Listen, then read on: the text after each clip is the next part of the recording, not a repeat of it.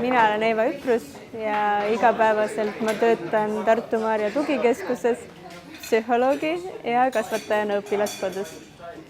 Meie töö on siis raske ja sügava vaimupuudega lastega, nende elu sisustamine ja neile sobiva keskkonna loomine sellisel moel, et see toetaks nende arengut, mitte ei pärsiks seda.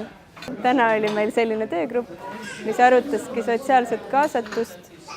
Selles mõttes, et kui meie Sempre projekt siis tegeleb maapiirkondade elavdamisega, siis meie mõtlesime natuke rohkem Eesti kui terviku elavdamise peale, selle peale, kuidas kaasata võimalikult palju inimesi meie tegevustesse, näiteks neid lapsi, kes siin juures on. Vaadake kaamerasse.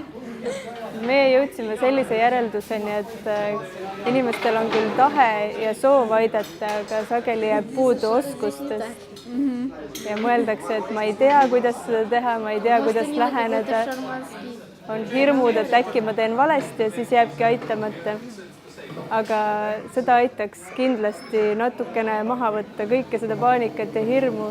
See, kui me teeme koos, mitte ei ürita kõik ükshaaval kuskil midagi nikerdada, vaid me kaasame võrgustikuna kogu kogukonda, kogudusi, levitame rohkem infot selle kohta, mis on üldse võimalik ja natukene paneme mängu ka utoopilised ideed ja vaatame tulevikku lootusrikkalt, mitte ei otsi pidureid, vaid vajutame gaasi põhja.